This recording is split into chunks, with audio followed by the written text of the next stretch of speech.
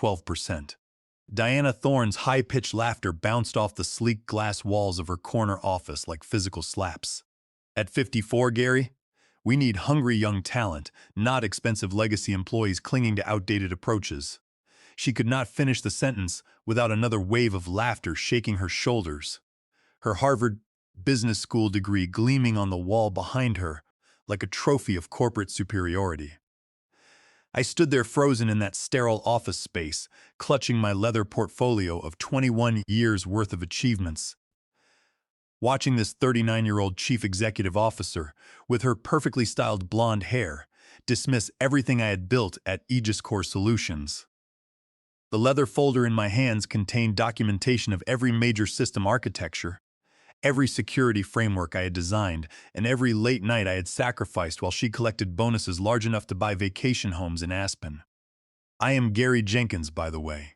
I am 54 years old, the principal cloud security architect at Aegis Core Solutions, and until that moment, I was the kind of guy who believed hard work eventually gets recognized. I was the kind of guy who stayed loyal to one company for over 2 decades while watching 20-something engineers with less than a quarter of my experience and twice my enthusiasm for corporate buzzwords get promoted over me. My wife Linda calls me stubborn. My kids think I am from the Stone Age because I still prefer detailed documentation over quick Slack messages. But what Diana did not understand, what none of them understood, was that my so-called outdated approach had kept their precious cloud infrastructure running flawlessly. While she was getting her Master of Business Administration and learning about disruptive innovation, I was in server rooms at 3 in the morning, making sure her billion-dollar company did not crash.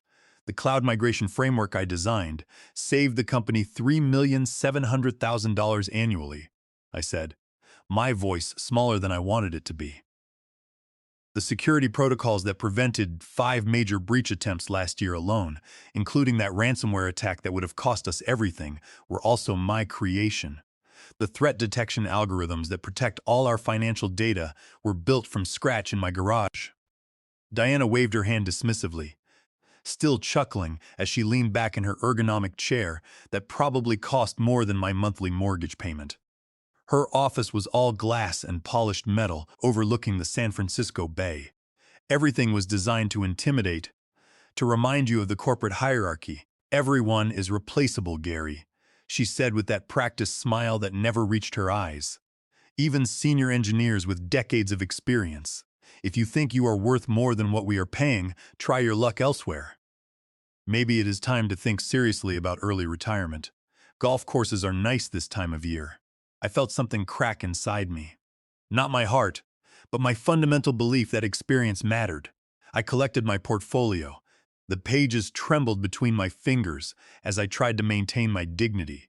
Through the glass walls, I could see my colleagues pretending not to watch, their heads buried in their monitors. Listen, Gary, Diana's voice shifted to that artificial tone of concern. You are good at what you do, I will give you that. But you are expensive. The board sees a senior architect pulling $185,000 when we can hire 2 fresh computer science graduates for that same price. They have energy, they understand modern frameworks, and they do not need hand-holding. That is just business, nothing personal, nothing personal. As if 21 years of my life was just a business transaction. As if the nights I had stayed until midnight debugging systems while she was networking at wine tastings were not personal. As if missing my daughter's soccer games and my son's debate tournaments to keep this company running was not personal. That is when I knew exactly what I would do. The realization hit me like cold water, washing away years of corporate conditioning. If I was just a replaceable part in her business machine, then maybe it was time to see how that machine operated without me. I walked back through the open plan office to my workspace. My desk was wedged between 2 recent graduates who called me sir and asked me to explain basic concepts. The morning sun streamed through the windows, casting long shadows across rows of standing desks where young developers typed frantically, building tomorrow's technology on the foundation of systems I had architected before they learned to drive. The irony was bitter. My screen displayed a flood of notifications, junior developers asking for code reviews, other departments begging me to fix problems they had created. Next to my keyboard sat a photo of my family taken last Christmas. Linda, looking tired but smiling after her second round of chemotherapy. Chloe, my 20-year-old daughter, home for winter break from State University, where her tuition had just increased 15%.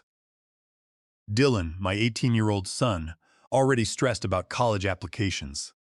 Healthcare premiums were eating 35% of my take-home pay. Linda's cancer treatments cost us $63,000 out of pocket last year. Money we borrowed against our home. Chloe's education was draining our savings faster than I could replenish them. Dylan was looking at engineering schools that cost $82,000 a year. And here I was, being laughed at for asking for a 12% raise after 21 years of service. Meanwhile, Diana had just bought a luxury ski chalet in Whistler. The same company newsletter that featured a photo of her accepting an innovation award for the security framework I had designed had announced her new home. I opened my desk drawer and pulled out a small leather notebook I had kept for years. This was not company property. This was my intellectual playground. The notebook contained algorithms I had written on my home computer, security protocols I had refined in my garage lab on weekends, and machine learning models I had trained using my own hardware. Code that Aegis Corps had implemented without formal acquisition, because I had been too trusting, too eager to be seen as a team player. I was too naive to understand that corporate loyalty was a one-way street. I flipped through the pages, each entry a reminder of nights and weekends spent building the future while my family slept. Page after page of innovations that had become the backbone of Aegis Corps' competitive advantage. Diana saw me as outdated, but every major system keeping her company ahead of competitors had originated in this notebook. I stopped at my notes from September 2020. A series of machine learning algorithms for advanced threat detection that I had developed during the pandemic lockdown.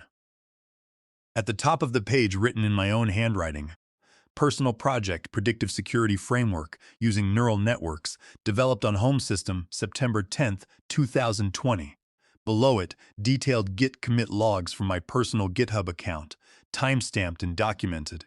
What Diana never knew, what Aegis Corps' legal department had been too careless to investigate, was that I had never signed over the rights to these personal innovations. The standard employment contract I had signed 21 years ago covered work done during company time, using company resources. But my most valuable creations lived in a legal gray area.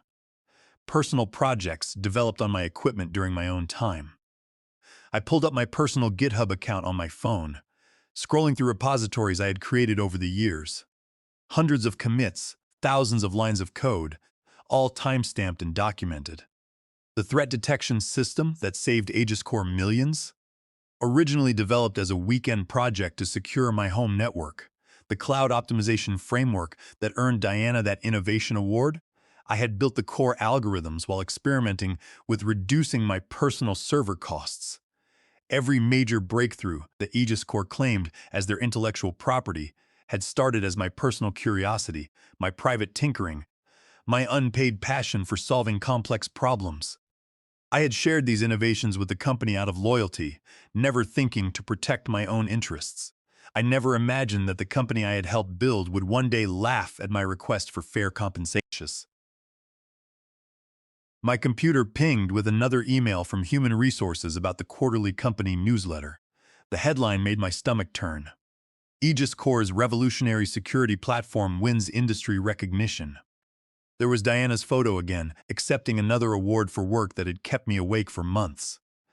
The article quoted her, talking about fostering innovation and building breakthrough technology without mentioning a single member of the engineering team.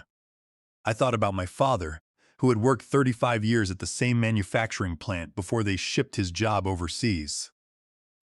Loyalty matters, he had always said.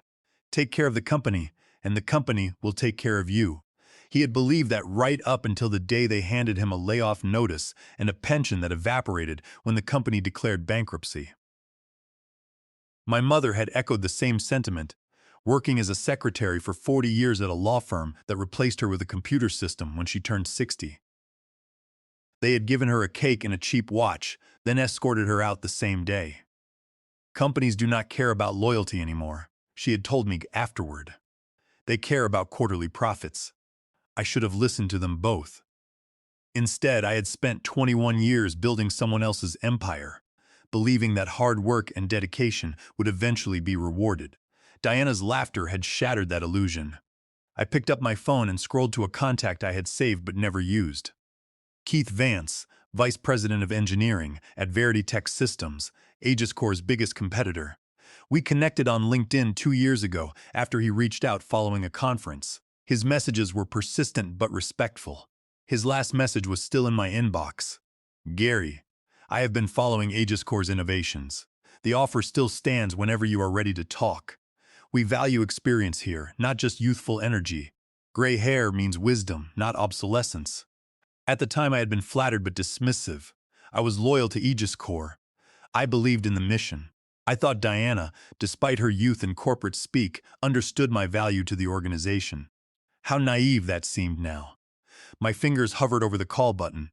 21 years of corporate conditioning screamed at me to stop, to be reasonable, to not burn bridges. What if this was just a bad day? What if Diana reconsidered? What if I could find a way to work within the system instead of abandoning it? Then I remembered her words. Maybe it is time to think seriously about early retirement. The dismissive wave of her hand.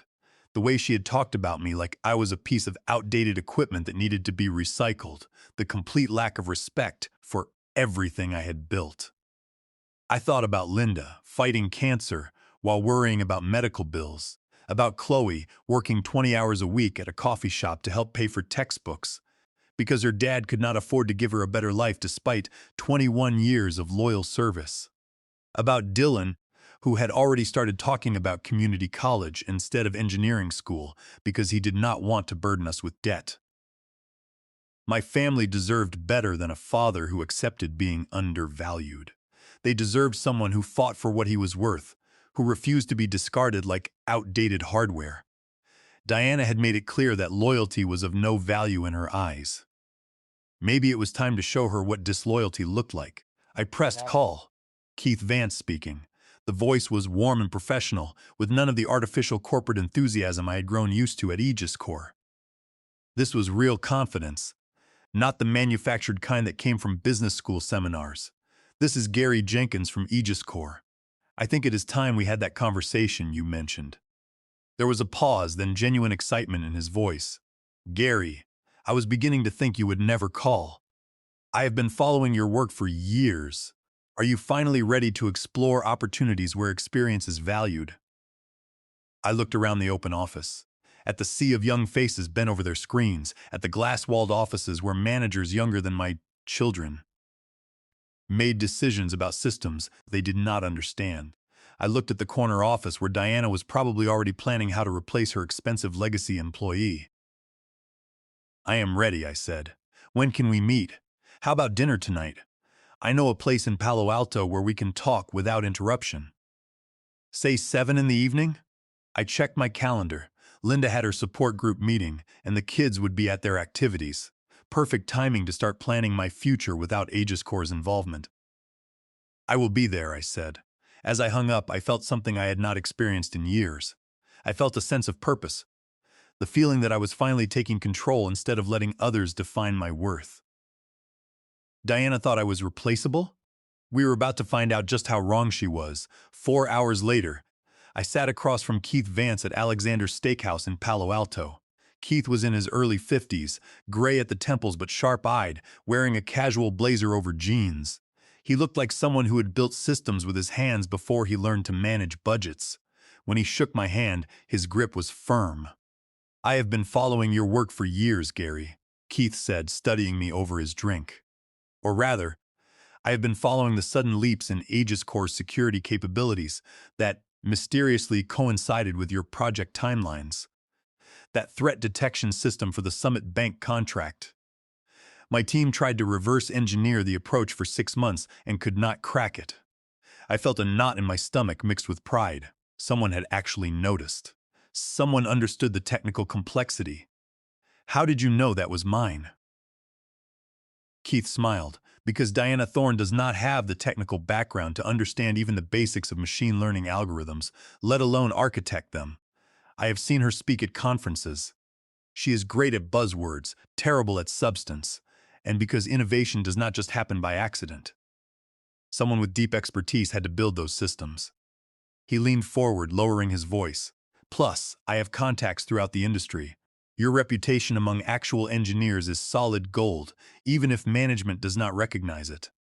What exactly are you offering? I asked. Senior Engineering Director position.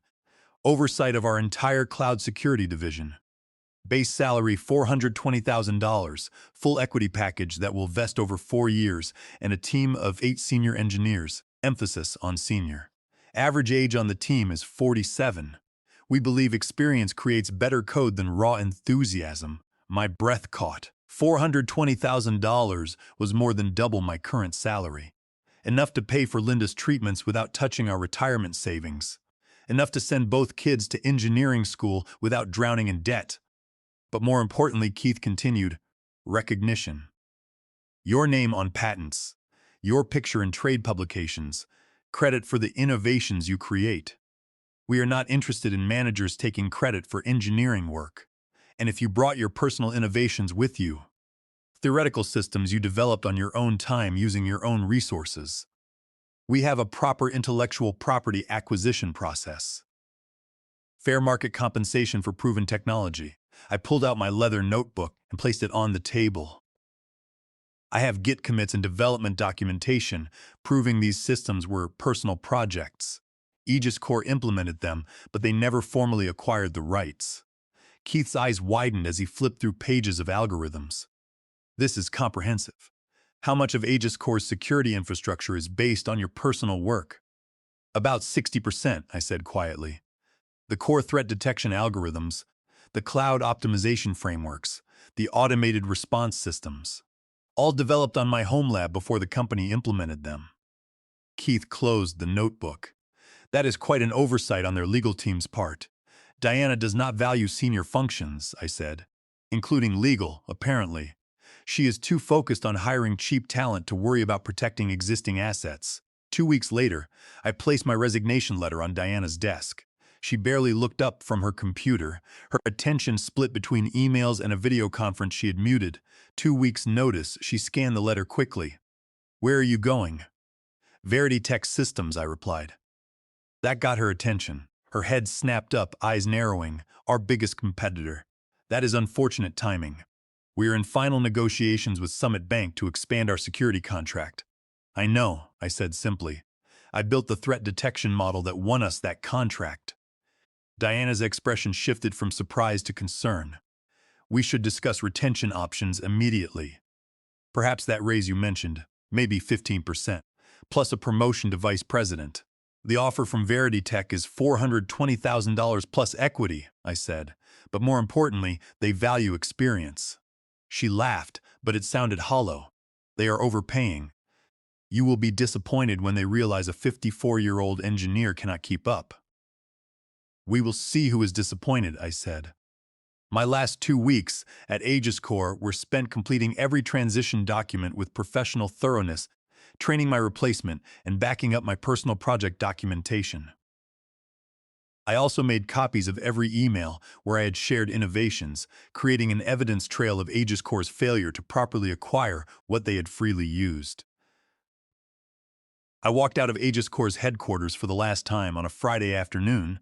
By Monday morning, I was sitting in my new office at Verity Tech, explaining to my team how we were going to revolutionize cloud security. These were real engineers with real experience. 6 weeks later, the first implementation of my security framework went live at Verity Tech. The same algorithms Diana had dismissed as outdated legacy, thinking we're now detecting threats 72 hours before they materialized. Processing speeds increased 35%. False positives dropped by 60%. The machine learning models I had trained in my garage were predicting attack patterns with 94% accuracy. The threat detection system that had saved Aegis Core millions was now saving Verity Tech's clients even more, with my name properly credited on every patent filing. The morning Summit Bank announced they were terminating their contract with Aegis Corp and switching to Verity Tech. My phone started ringing. First call was from a trade publication wanting to interview the architect behind Verity Tech's security breakthrough. Second call was from a venture capital firm. Third call was from Diana. I let it go to voicemail. She called 6 more times over 2 days before leaving a message. Gary, this is Diana. We need to discuss consulting opportunities immediately. Aegis Corp is prepared to offer a substantial compensation package for your expertise. Please call me back. We made a mistake. The admission felt hollow. Too little, too late, motivated by panic rather than recognition. I did not return the call. 4 days later, Diana was waiting beside my car in the Verity Tech parking garage. She looked different, tired, stressed, none of the polished confidence from the office. The power dynamic had shifted completely, and we both knew it. This is inappropriate, I said, maintaining distance while looking for my keys. You have put 240 jobs at risk, she said, her voice urgent and desperate. Aegis Corp is facing a financial crisis because of the intellectual property you took. I did not take anything that belonged to Aegis Corp, I replied calmly. I took my personal intellectual property that Aegis Corp used without proper acquisition. Your legal team never did their due diligence, and you never valued experienced personnel enough to care about the details. Diana stepped closer, desperation evident in her bloodshot eyes. Name your price. Whatever Verity Tech is paying, we will double it, triple it. We will make you Chief Technology Officer, give you equity, whatever you want. I thought about those 21 years, sitting in that cubicle while she collected bonuses for my work. About the morning she had dismissed me like obsolete hardware. About my family's medical bills and my children's educational dreams that her refusal had jeopardized. You once told me everyone is replaceable, I said quietly, even senior architects. I am just following your business philosophy. The following quarter, Aegis Corp's stock fell 56%. They laid off 240 employees in 2 waves, targeting senior staff with the highest salaries first. The tech media described it as a catastrophic loss of institutional knowledge and mysterious deterioration of their security systems. Industry analysts wrote case studies about the dangers of undervaluing experienced talent in competitive markets. Diana resigned under pressure from the board after their stock hit a 3-year low. Too late, the damage to Aegis Corp's reputation in the engineering community was irreversible. Then came the inevitable lawsuit. Aegis Corp sued me for theft of intellectual property, corporate espionage, and breach of fiduciary duty. Their case collapsed when my documentation proved conclusively that I had developed the core algorithms as personal projects. 17 U.S. Code Section 106. I held full copyright ownership, and under 35 U.S. Code Section 271, their unauthorized use constituted patent infringement. The judge not only dismissed their claims but awarded me legal fees, noting that Aegis Corp had failed to secure proper ownership of innovations they had implemented. But victory felt more complex than I had expected. 3 months after the lawsuit ended, Brenda Miller, Aegis Corp's former head of customer service, visited my office. She had been with the company for 14 years before the layoffs, and we had shared many coffee breaks together. 240 people lost their jobs. Gary, she said, sitting across from my desk. People with families, mortgages, kids in college. Was your revenge worth destroying their livelihoods? The question hit harder than any lawsuit. I had focused so intently on Diana's arrogance that I had underestimated the collateral damage. You are right to be angry, I said. That is why Verity Tech has hired 95 former Aegis Corp employees in the last 4 months, including everyone from your customer service team who wanted to join us. That conversation led to the creation of Experience Matters, Verity Tech's formal initiative targeting displaced senior professionals industry-wide. We partnered with 3 retraining organizations to offer skills updates for engineers over 45. We created consulting opportunities for near-retirement professionals who wanted flexible arrangements. We became the first major tech company to explicitly reject age bias in hiring. The program became a model for Silicon Valley. Other companies began questioning their own youth-obsessed hiring practices. Within a year, applications to our open positions increased 500%, with experienced professionals specifically seeking out companies that value their expertise. 8 months after leaving Aegis Corp, I received the IEEE Lifetime Achievement Award for contributions to cloud security architecture. Standing at that podium, looking out at an audience full of gray-haired engineers and young developers working together, I thought about Diana's comment regarding early retirement. She had been wrong about everything. We were not expensive legacy approaches. We were battle-tested professionals who understood the difference between moving fast and building systems that actually work long-term. When you combine decades of hard-won experience with the motivation to prove doubters wrong, you create something unstoppable. A year later, I still think about that morning in Diana's office. Not with anger anymore, but with something approaching gratitude. Her laughter taught me the most valuable lesson of my career. Your loyalty means nothing if you do not value yourself first. The gray hair she saw as a liability turned out to be my competitive advantage. Last month, Aegis Corp made headlines again, declaring bankruptcy and selling their assets to a private equity firm. The company I had helped build from a small startup to a massive enterprise was gone, dismantled by leadership that confused energy with competence, disruption with innovation. If you are reading this and you are over 45, dealing with managers who think your experience is expensive rather than valuable, remember something. Your knowledge is not just worth defending, it is worth protecting at all costs.